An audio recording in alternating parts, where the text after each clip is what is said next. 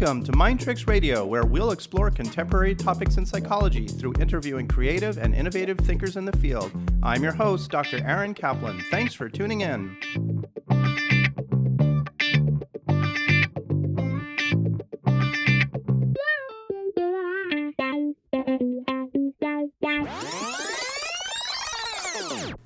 We're here today with Dr. Adam Dorsay, a clinical psychologist in private practice in San Jose, California, where he specializes in working with Silicon Valley's high-achieving, high-functioning adults.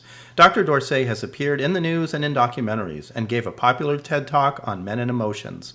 He is the co-creator of an international resilience program at Facebook's headquarters and continues to provide resilience training to the high-tech realm to DigitalOcean. He speaks to various organizations on a wide range of topics, including men's psychology, the science of happiness, mindfulness, and adult friendships. Adam, it's good to see you again. Good to see you too, my friend. Yeah, welcome back. And we did an interview with you a few months ago, which was really excellent and has been really popular. And boy, have things changed since then. You're not kidding.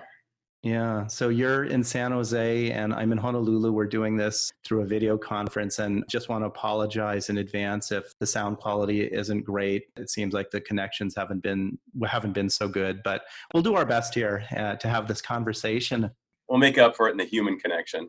I watched a video clip that you recorded a few days ago. It was just some of your thoughts about this coronavirus and what's going on. And I think it had to do just some thoughts about anxieties around that. And they were very helpful, compassionate words that you gave in the video. I really appreciated that. And I was thinking that it might be nice to talk a little bit more about this subject. And hopefully we can discuss this in a way that will be helpful for people who are dealing with this situation. Sure. Thanks for your kind words. It was birthed due to my own anxiety. I not only treat anxiety, as I mentioned on the video, but I also suffer from it. And I have to come up with really healthy coping strategies, many of which I can pass on to the people I see. And I thought it was a perfect time to share some of those ideas that I had around dealing with my own anxiety around the coronavirus, how I was intending to deal with it. And it was rather extemporaneous. It just kind of happened. It was something that I hoped would be helpful, and it appears to be resonating with a lot of people, which pleases me greatly. Yeah, I think that's one thing about being a therapist sometimes that's really helpful, is to show the human side, that we're just people.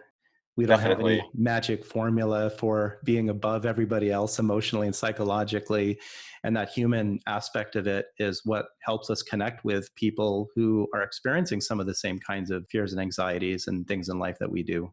I love Irvin Yalom's idea of us all being just fellow travelers. And instead of looking at a psychologist or a psychiatrist as a high authority who's somehow above the basic human experiences, they're just fellow travelers. And Irvin Yalom is, for those of you who know him, or don't know him, I should say, is retired Stanford professor and one of the most important figures in psychology today. Right. And he wrote a book called Existential Psychotherapy, which is a classic text that a lot of psychologists like to read because it really talks a lot about existential fears and existential angst that people experience, which is a big part of what we're talking about today, I think. You bet.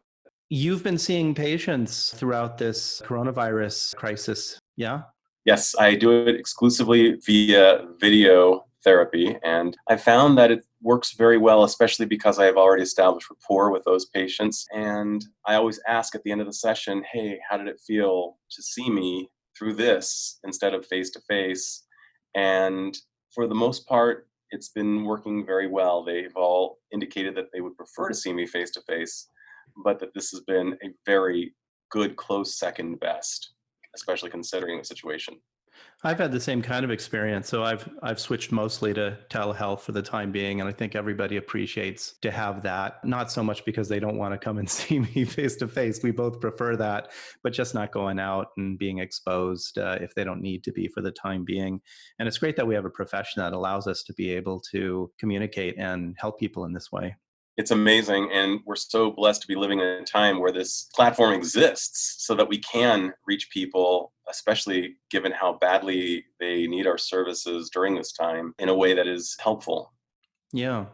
What are some of the things that you're hearing from patients and what's going on with you since you've been vulnerable and open about your own stuff that are kind of top on the list of what is upsetting people and bothering people about this current situation? What I've been hearing has been a broad spectrum from I'm freaked out, my anxiety has increased tremendously, all the way down to this has been a good time for me to regroup. Mm, I have been the recipient of kind of an imposed sheltering.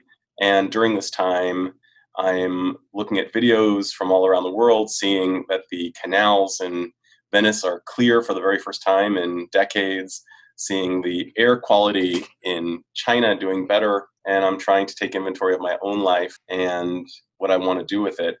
And so it's been all across the board, but it has been the topic, certainly, of the week, and it's shown up all week, but from everyone. right. So, a broad range of things that people want to talk about on this subject. And we're going to touch upon a bunch of those things in our interview today. I really think that'll be helpful to discuss. I want to end with the more positive stuff, the coping stuff. Leave it on a really good note. So maybe we'll start first with the anxiety and fear related stuff and just talk about what that's like for people, kind of put that on the table, and then we'll talk about the ways of coping that are healthy and helpful for people. Would that work for you? Perfect. Yeah. So regarding fear and anxiety, obviously people have a lot of that in a crisis situation with this coronavirus. One thing that comes up a lot, and it's coming up with my patients, I don't know if this is part of your discussion, but how do people weed through what is sort of real and rational and what is irrational and catastrophic and just sort of make some sense on like how to think about and have some perspective on what is actually going on. What are your thoughts about that? Yeah, well, being human, we have this thing embedded in our thinking system called a negative filter. And what it does is it causes us to look at all of the possible catastrophes, all of the possible downsides to any situation. And it's been very protective to our species over the years. Those who did not fear did not survive and have a lineage beyond themselves. However, in today's brain, it has really served, for the most part, to create fears and catastrophes in our own minds that are above what's actually happening. Mark Twain once famously said, I've survived 1,000 catastrophes, most of which never happened. And I love Yeah. that quote. And one of my other two favorite quotes are, don't believe everything you think and feel. Mhm. Feelings are not facts, thoughts are not facts. And it's very important to really look at them rationally and to make sure that we're getting our news from really good sources, not over listening or viewing the news, certainly not watching movies that scare us and really stimulate the fear centers of our brain, also known particularly in the amygdala, where fear and anger are largely processed. And we can really feed that part of our brain by overwatching the news, watching Outbreak. It's funny, I was watching on Netflix. Suggested for you was Outbreak last week, and clearly it's trending. Not a great idea right now. I think right now what we need is comedy, Right. perhaps So, something that shows humanity at its best. Yeah, sorry. so Netflix should have had something suggested not for you, right? For me specifically, definitely not for you. Maybe comedians in cars getting coffee. That's more Uh, for me. Anything funny or anything that would show the best of humanity. And the problem with living in our fear centers, where we spend a lot of time, is it overrides our ability to think rationally. It kind of acts as what's called an amygdala hijack of the higher cortex, and we don't have access to our ability to think clearly and plan, let alone love or be kind, which are mhm. higher cortical functions. We really need to, right now, we need to purposefully, intentionally choose love and choose kindness over fear and anger. Mhm. Fear and anger are very easy to go to, and it's very easy to engage people there.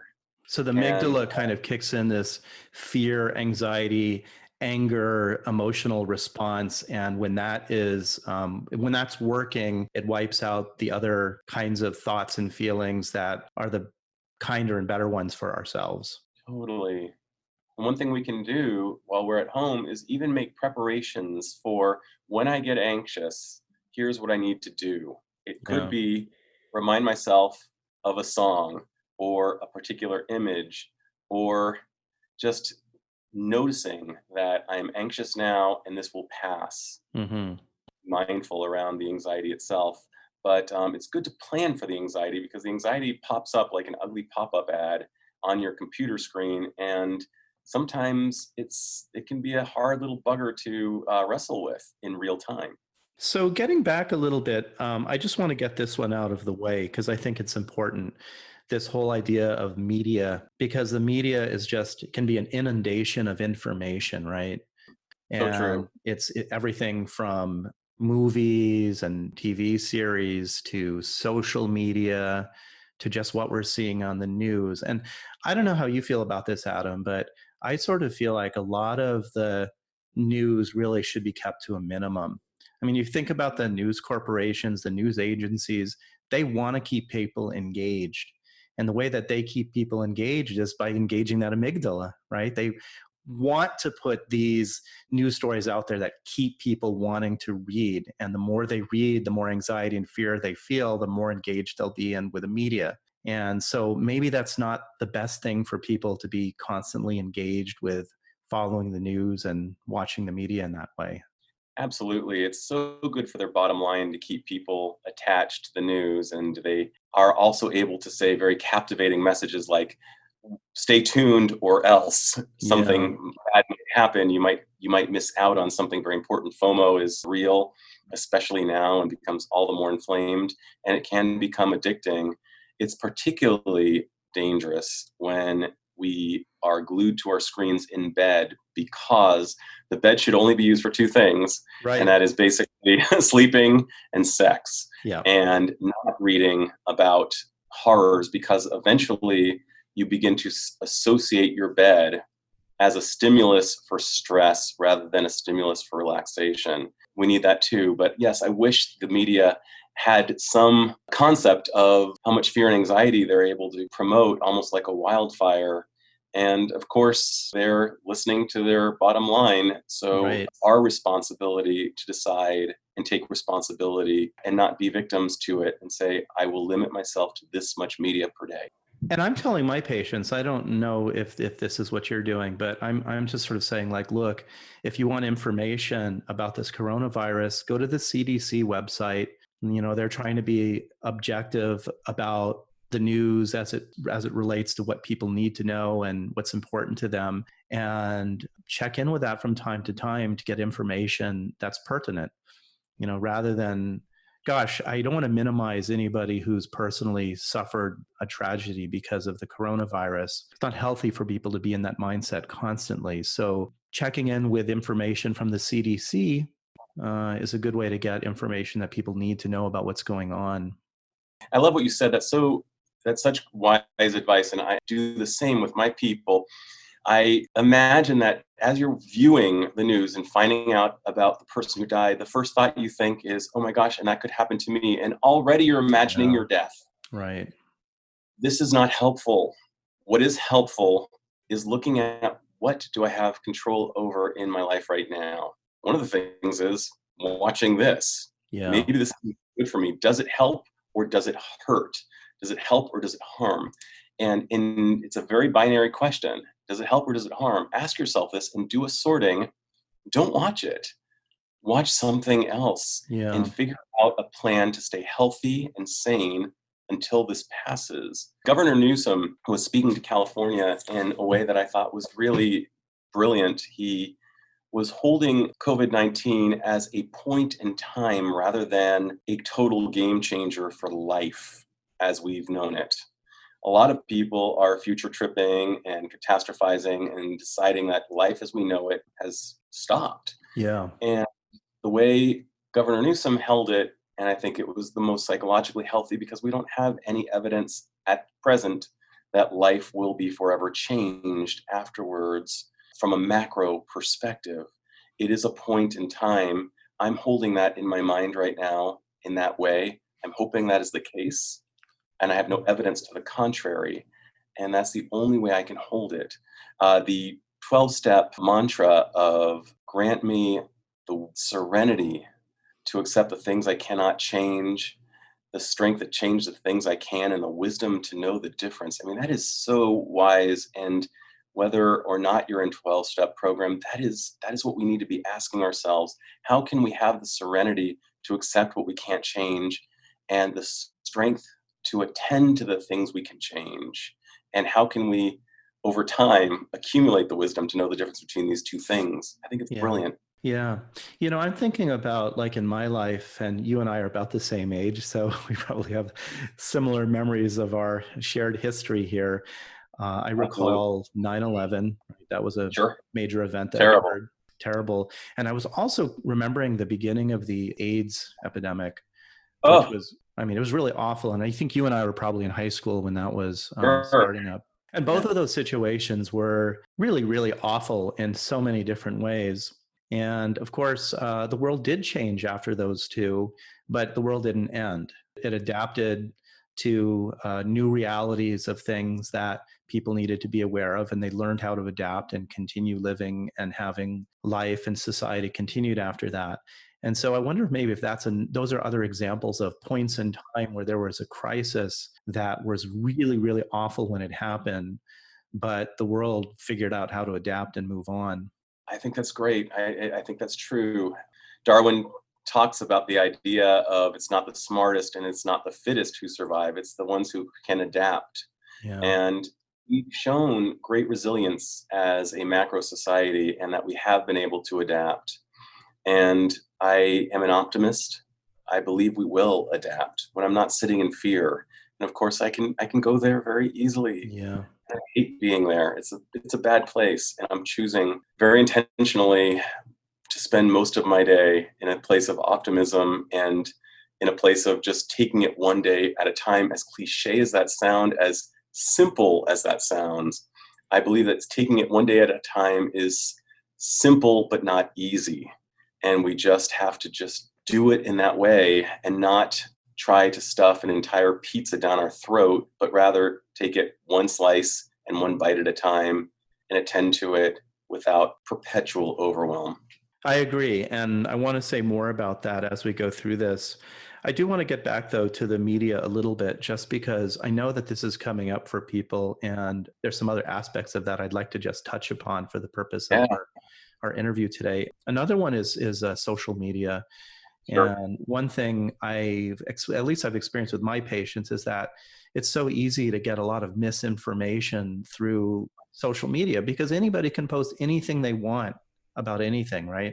Anybody can post anything they want about anything and even come off sounding like an authority. Right. And we're still circulating throughout social media with something allegedly written by Stanford that was not written by Stanford at all. It was a hoax. You can find it on Snopes or on various other websites saying, don't listen to this. But unfortunately, people are listening to it. So it's very dangerous. So you really have to go directly to the source. You can't just get it from your so-called well-intentioned family member who's sending this off and sharing it. And if you get bogus information, quickly dispel it.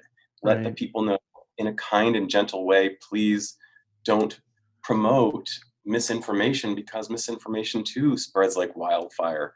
Adam, like, for example, somebody in Ohio witnesses somebody getting into a fight with somebody at Walmart and then posts on social media that riots are breaking out in Walmart, that riots are happening and people are shooting each other because it's the end of the world. That's the kind of thing that we hear in social media, right? And I think those That are kinds of things that we need to be very careful about believing.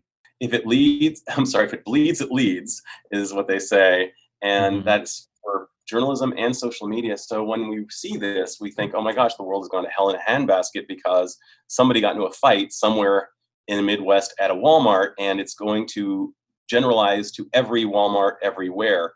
That's not necessarily the case. And it's very dangerous when we start engaging in this kind of herd mentality. Yeah. It does not engage our best brains.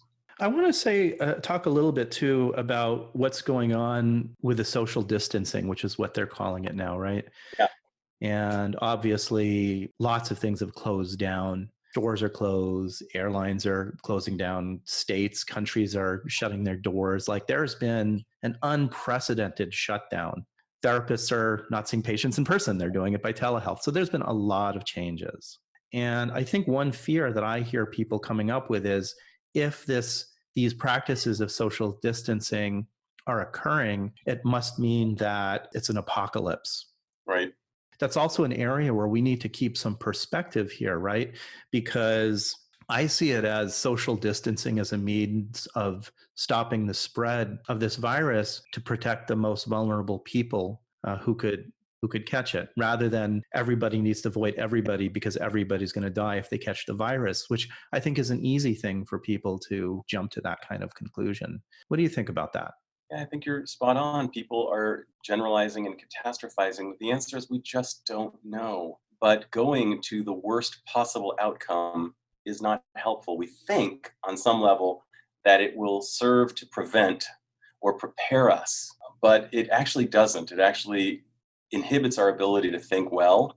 Mm-hmm. And I too, Sharon, the idea of social distancing is here to reduce the spread of the virus. We've seen in countries where this is being done that the proliferation of the virus is greatly reduced. In my opinion, I mean, what I understand anyway is that we want to reduce the spread of the virus because the virus can be very deadly for vulnerable people, people with vulnerable immune systems who have not been able to get an immunization like they would for the flu, like, say, elderly people in nursing homes or people who would be susceptible to have a severe illness. Normally during the flu season, they can get vaccinations, but there isn't a vaccination for the coronavirus.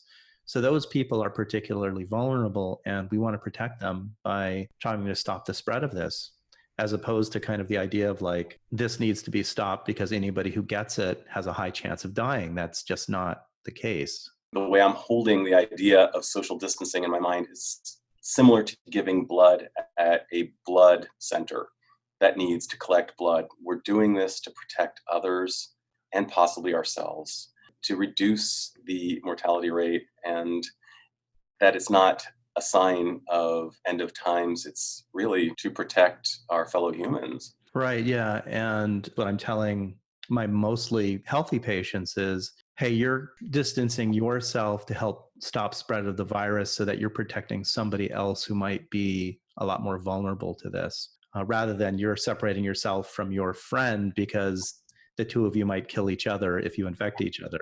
I guess that's sort of like, I think it just helps a little bit more if you see the social distancing as a means of protecting other people who are vulnerable rather than protecting this apocalyptic epidemic. Yeah, I love the way you're holding it. It's describing the greater good and what we're doing rather than what we're giving up. So let's talk a little bit about what's going on with people. I know there's a lot of like this hunkering down, hoarding mentality. People feel afraid, so they need to hoard stuff. You've heard about this toilet paper, which Sure. not to get too personal, but having lived in Nepal, toilet paper is not something I care a lot about. You make do with what you got, and that is a cool way to go. But I understand the need for toilet paper.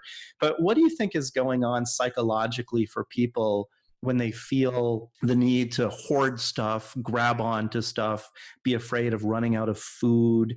Do you see this as sort of like a way of people trying to gain some control over a situation that they might not feel like they have a lot of control over as a psychological mechanism?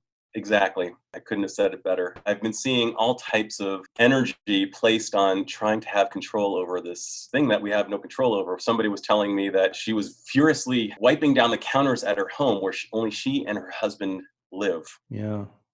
just so she could feel a sense of control. She realized that it was a completely irrational act, but she felt compelled to wipe down her counters for a very long period of time, almost Mm-hmm. like Lady Macbeth washing her hands.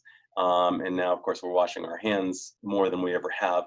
We also tend to think in terms of scarcity, and that's Yeah. also been passed down through our negative filter. Our species has lived through famines, and that's been what's been passed down is a fear of it's wired into our nervous system, a fear of scarcity. So that's what happens there. And we tend to not think about our neighbor as much as we should. We tend to think more in anger and fear rather than kindness and in love. And that's why I'm really trying to get people to think more about kindness and in love so that Yeah. we can really use this time as an incubation period to really nurture our best selves so that Yeah. when we on the other, God willing, that when we're on the other end, we can say, I like the way I behaved during this crisis.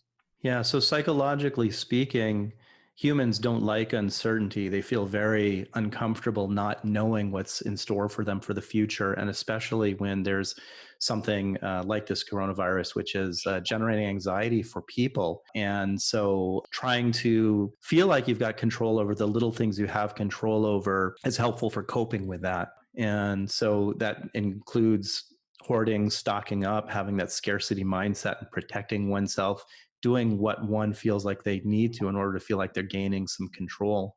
And Got it. yeah, and that's sort of where that comes from. So I think maybe it's helpful for people to understand that, there may not be a real scarcity there, but that behavior is a compensation for fear and anxiety about the unknown and the uncertainty of the future. Right. Meanwhile, I'm looking at the Purell on my desk, and it's very, very hard to come by. And I Mhm. do need it. So there has been some reality to the scarcity. There has been price gouging, as we know, and a whole host of really negative, nefarious behaviors. And what we need to do is ask ourselves, how do I want to understand this from perhaps a larger perspective? And how do I want to be in it? Those are the Mhm. only things over which we have control. The meaning we construe and the behaviors we wish to take on. Yeah. So, one more thing I'd like to talk about before we get more into these positive coping things, which you keep drifting toward, and that's just you and your personality. And I love that. And that's why I'm having you on as a guest. Right on, dude. I wanted to talk about one more thing, though, and that is anger, Yes, because it's very easy to feel angry, right? yes. People feel angry. I know there's a lot of blame that's going out, and people can be on edge. And I want to bring it up, and I want to talk with you about this as a fellow psychologist. I see the anger, we often talk about anger as being like a secondary emotion, which is projected because of other underlying emotions beneath that. You got it. So we're going through various stages of grief right now, and it is a secondary emotion to sadness and sometimes fear. Yeah. If we look at the stages of grief, denial, anger, bargaining, depression, and ultimately acceptance, and it doesn't necessarily happen in a linear fashion, but the second stage, according to Kubler-Ross, which I think is well put, is anger. Hmm. And so we are collectively going through a grieving process. We've lost something. Many people are not able to graduate with their class. Many people are having to change their travel plans. Many people are losing their jobs. Yeah. Many people are scared about how they're going to feed their families, so they're angry. And so, what do we do with anger? Well, in the amygdala, we look outside of ourselves on average to try to find the source. How can I find something outside of me to explain how angry I am right now? And where can I focus my anger? And who is to blame? Hmm. How can I find justice? And all types of questions like that that don't actually serve the person at all. I would also take that a step further and to say, like, if one is feeling angry, which is obviously a perfectly natural feeling to have, and there's nothing wrong with feeling anger, it may be also helpful to really look within oneself and to say, well, what is this? What's really going on with me here? Right? You got it. Am I feeling vulnerable? Am I feeling anxious? Am I feeling scared? Am I feeling sad? Am I feeling ashamed or guilty for these feelings that I'm having? I think it's very helpful for people to try to say, all right, it's okay for me to be angry, but what else is going on for me underneath this? And acknowledge that and respect it. And sometimes that can be hard to do on one's own. Oftentimes, you need a really good friend who's Hmm. safe to be vulnerable in front of, or a good therapist.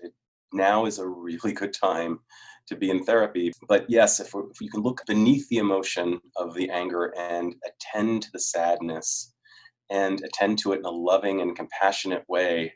One of the things that various researchers on shame have found, which is very closely linked to anger, because oftentimes we feel ashamed in the face of, like, well, what can I do in the midst of this? If I were a better person, if I were Brad Pitt, I would know what to do. If I were Hmm. somebody really powerful, so I feel bad about myself, I feel ashamed. And what we need in those moments is compassion, compassion from another, self-compassion, or empathy. As Brene Brown has wisely described it, if you were to put shame into a petri dish and sprinkle some compassion on it or empathy, if that could be done, you would actually get rid of the shame. And I've got to give you kudos too for your brief YouTube video that you made where you allowed yourself to be vulnerable and talk about you're offering these words of compassion for other people because you understood it was stemming from your own anxieties. And I think that's a great role model and model for other people about a good way to be. So thank you so much for that. Well, I appreciate that. And I realize that we are all in this together. Never before on the planet have we ever been so connected. And this was my attempt to attend to that fact. We are all in this together. Yeah, and how does that help then? You mentioned that in your video. How does knowing that we're all in it together, it's sort of a small world, really, especially, with being able to connect so easily with telecommunications. Why is that helpful for people to realize that, do you think? Sure, we're lonelier than we've ever been before. Dr. Murthy, the former Surgeon General, has identified loneliness as a public health issue. He notes that it's equivalent to smoking 15 cigarettes a day, that it intensifies and exacerbates conditions like diabetes, and that we have a 50% higher chance of having dementia if we are lonely. We human beings need to feel connected, and in spite of the fact that we are paradoxically so connected via social media, loneliness has gone up. Mm-hmm. And right now, we need to be reaching out to friends through video chat, ideally. A second best option would be by phone. And a distant third place would be text or email. We really need to hear the human voice, ideally see the human eyes and face. That's how our brains are programmed. Our brains have not changed much in the last 40,000 years, and yet our surroundings have changed so drastically. So we have been conditioned over the past 40,000 years to see human faces and to feel part of a group. So right now, this could be a really good time, a really good opportunity, not an opportunity that we wanted, but it's the opportunity that we have. We could look at this as an opportunity while we're sheltered to reach out to people, to think about who in my life is somebody who I love or like, maybe somebody I've been in touch with regularly or haven't been in touch with for a very long time. To whom can I reach out and share this experience and feel safe with during this very vulnerable period?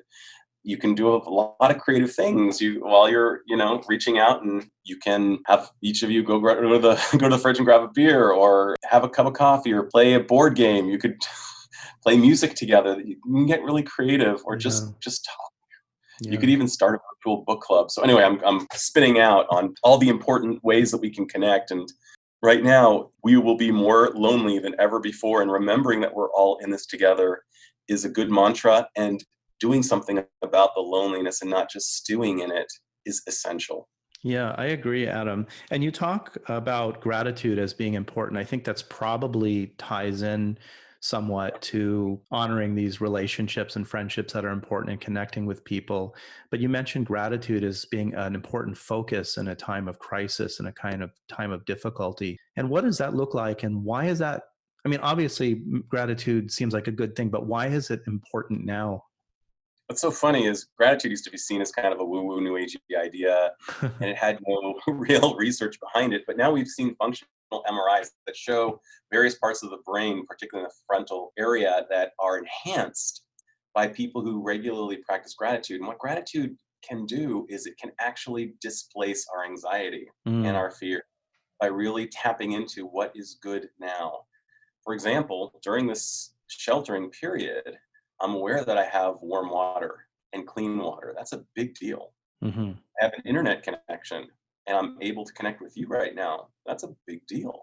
Yeah. And what was posed to me on Friday night by my wife, like this doozy of a question, she asked the family, what are you aware of now that you're grateful for that you weren't grateful for before this crisis? And Wow. I was just blown. I was knocked sideways by the question. And I said, being annoyed on a Sunday doing a bunch of errands.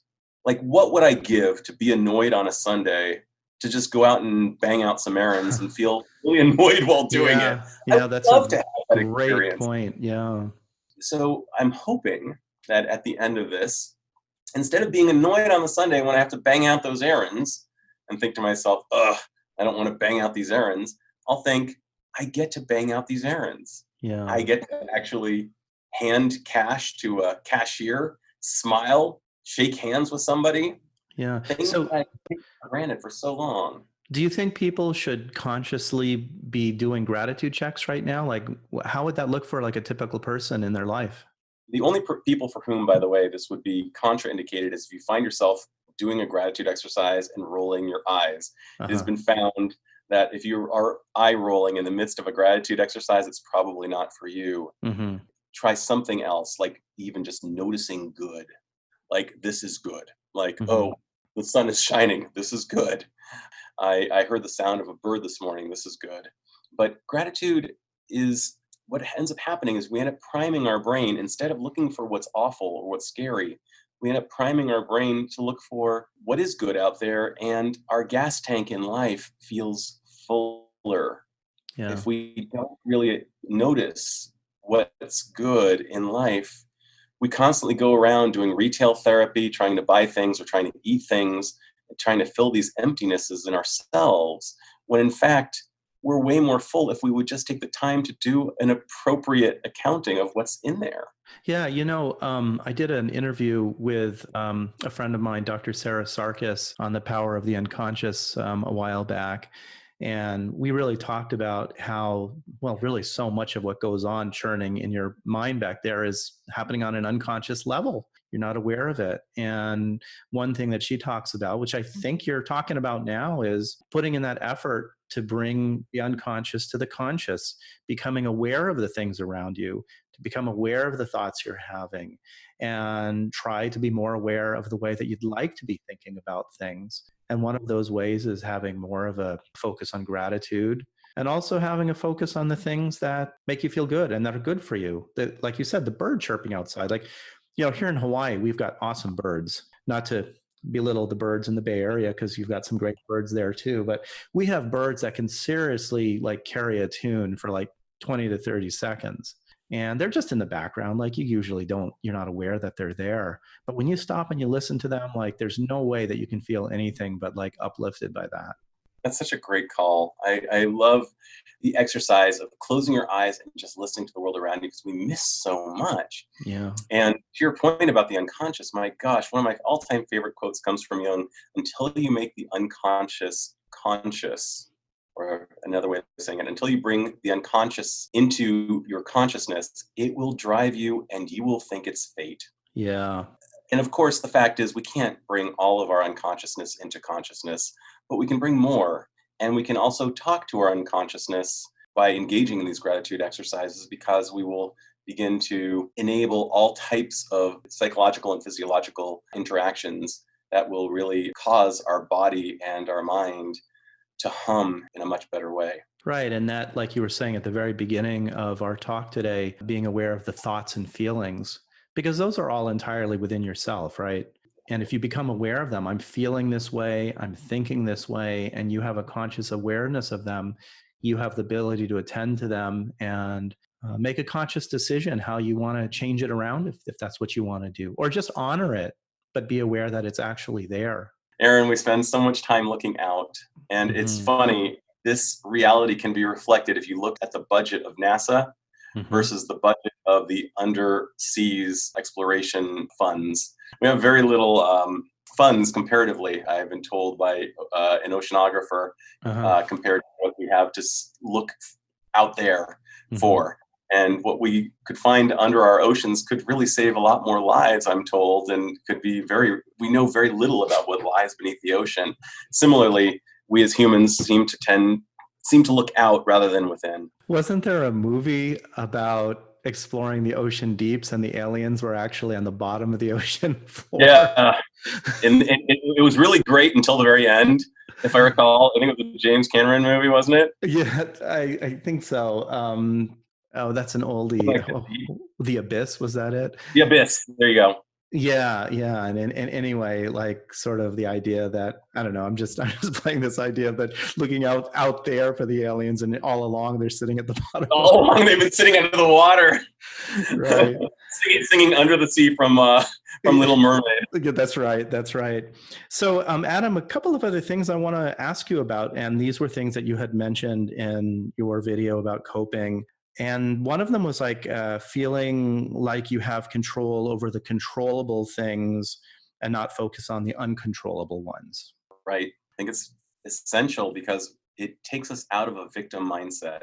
When Hmm. we think that we're just being moved around and maneuvered like a pinball in a pinball machine, that's not a very good way to live. Even when he was in a Nazi concentration camp, Viktor Frankl realized that he was a Viennese psychiatrist who had the worst situation ever imaginable on a human being. He lost his family, he lost his job, he lost his home, he lost his identity. And in the midst of this profoundest of profound crises, he was able to realize that he had one last freedom, and that was the freedom to choose how he was going to perceive what was going on and what Hmm. he was going to aim to do after he got out. He decided that. If Viktor Frankl can do it, certainly we can too. Yeah, Man's Search for Meaning, which, by the way, is an amazing, amazing book. So if anybody's interested in reading something that, well, I don't know if I guess it could be a downer in some ways because it's, it has to do with the Holocaust, but the message is all about meaning and finding meaning in the most harshest of times, right? Got it. Yeah. So thank you for bringing that up. So for a person in their day-to-day routine now, what would be ways in which they could focus on things in a positive way that they have control over that can bring meaning to them? Well, I think a good thing to do is ask yourself, what is challenging and what is meaningful in my life? When we look at something that we love to do that gives us challenge and simultaneously meaning, like for some people it's playing a musical instrument, for some people it's writing, for some people it's scrapbooking, and others still it's connecting with dear friends in Hmm. online. Doing those things in all likelihood will increase the likelihood of this being a meaningful journey. Again, this is not the opportunity that any one of us wanted. There's this great TV show called This Is Us, and there's a scene where the family finds themselves in a cheap, horrible motel on Thanksgiving, snowed in with no food, and the father runs out, is only able to wrangle some hot dogs that he cooks for the family on the heater in the motel room, and he's able to furnish a VHS copy. It was taking place in the 80s, even though it's a current TV show. He was able to furnish a VHS of Police Academy 2. And the family bonded around this, and it became very meaningful. And every subsequent Thanksgiving, they always watched Police Academy 2. It became a new family tradition. So I guess I'd have to ask, what would you like to grow now into your life, into your family, into yourself? How would you like to use this time so at the end of this time, God willing, you come out healthy and better for having done whatever you've done during this crisis? So there's an opportunity for growth here, actually. There is an opportunity for growth. Yeah. And I think that growth can take a lot of different forms. One of the forms is actually realizing that there are other ways that one can go about doing things that are as fulfilling, if not more fulfilling, than the way they were doing from before. It kind of breaks up the routine and forces people to be able to try something different. And maybe trying something different helps them grow, doing You something got different it. than how they've done it before. It breaks up the routine. I'm thinking of the way that the Jews attend to the Sabbath. Mm. There are these constraints. You're not allowed to engage in technology or driving or spending of money, and you're supposed to be hanging out with your family or reflecting by yourself about life, and you're intended to recharge. This is an enforced sabbatical of sorts. From it, we could actually grow something really meaningful and great if the time isn't squandered just on fear alone.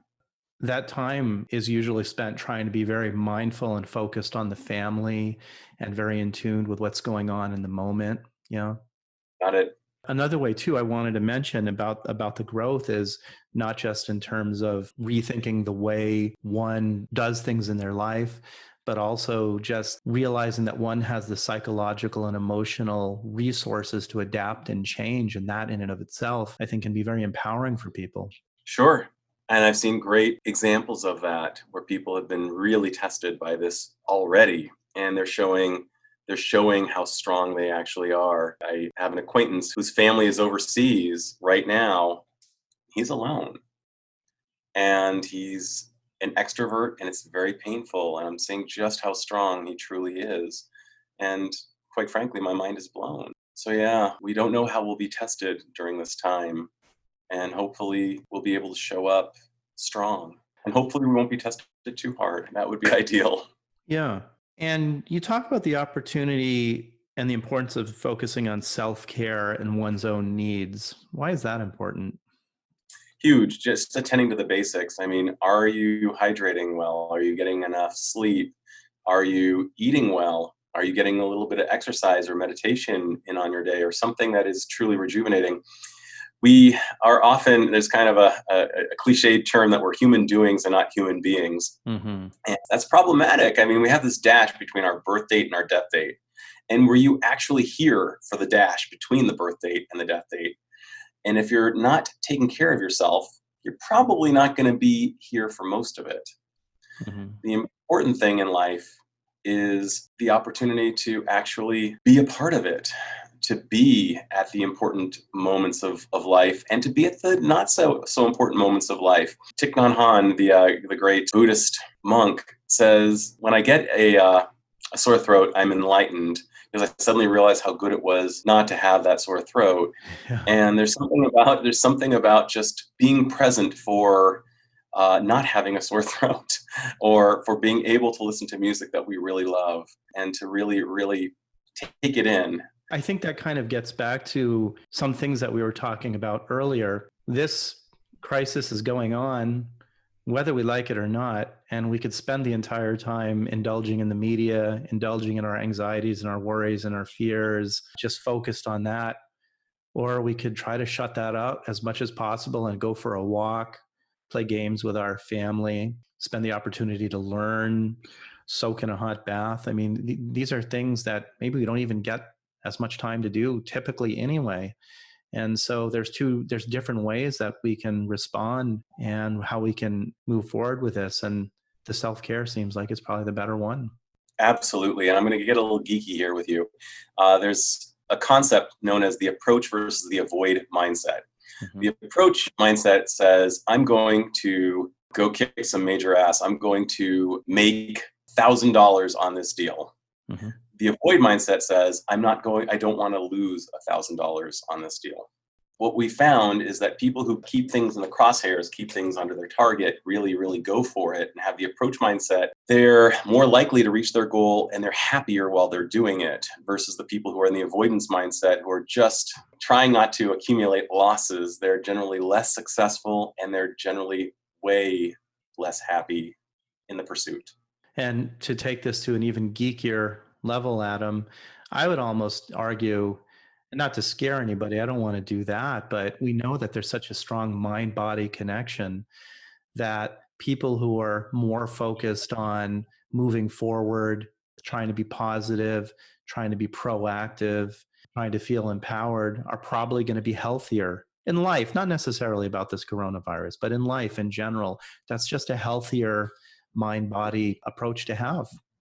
I want to tell you a funny story based on that. I was 10 years old, and it was the last week of school. I was just finishing up fourth grade, and my mother had made me a really nice lunch. Ordinarily, I'd get this kind of whole wheat, very healthy peanut butter and jelly. It just didn't develop yet, and definitely didn't have any cachet. I couldn't trade it with anybody. Are you sure we're not from the same mother, Adam? Oh, really? Yeah. Our mothers have the same name from the same part of the world. But oh my gosh. on this day, I got a roast beef sandwich on rye, and it was awesome. Well, on my ride home from school, I flipped my bike, cracked my head open, and broke my jaw in 3 places. I was immediately taken to the hospital, where I proceeded to vomit my lunch. Now, Oh, I was in a lot of pain. It was very bloody, and I was scared. And I remember having this conscious thought. I was 10 years old. The thought was I could cry right now. I really felt like crying. Or I could somehow make this funny. And so I just looked up at the nurse and I just said, and that was such a good lunch. And I decided to spend the week in the hospital being as goofy as I possibly could. I Mhm. didn't know at the time, but I was engaging my parasympathetic nervous system and I was helping myself heal. There must have been some wisdom that was informing this 10-year-old brain that had no life experience. But I learned from that experience that this is probably a better way to rock it. Mhm. Will the outcomes be good every time? No. Will it improve things every time? Maybe not. Does it increase the likelihood of a better outcome? I believe so. Yeah, and I think that sense of humor is really, really important. We talked about that and again in a recent podcast episode about a sense of humor being a very highly developed defense mechanism. And it's so helpful as a way of helping navigate and deal with painful and difficult feelings to be able to have a sense of humor.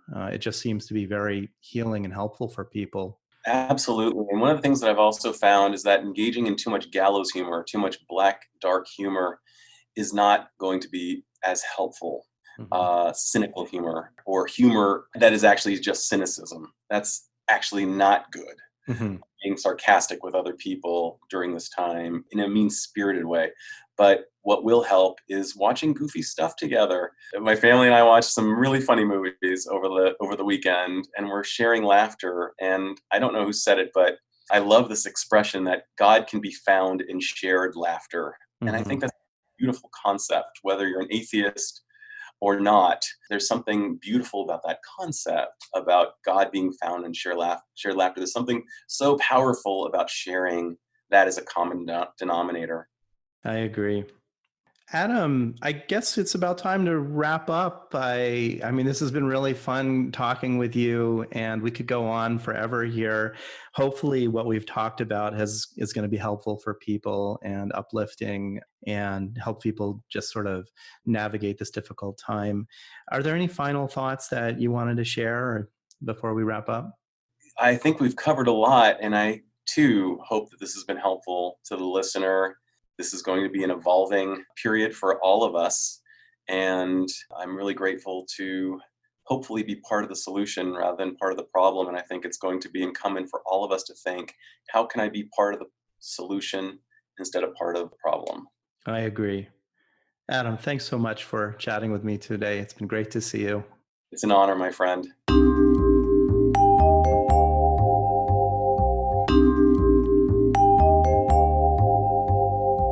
Thank you for listening to Mind Tricks Radio. I hope you have enjoyed the program. For more information about Mind Tricks, please go to my website, www.waikikihealth.com. Please be sure to subscribe to Mind Tricks podcast and accompanying blog to be notified of new episodes of Mind Tricks. Please be sure to follow Mind Tricks on Facebook by following and liking posts by myself, your host, Dr. Larry Kaplan.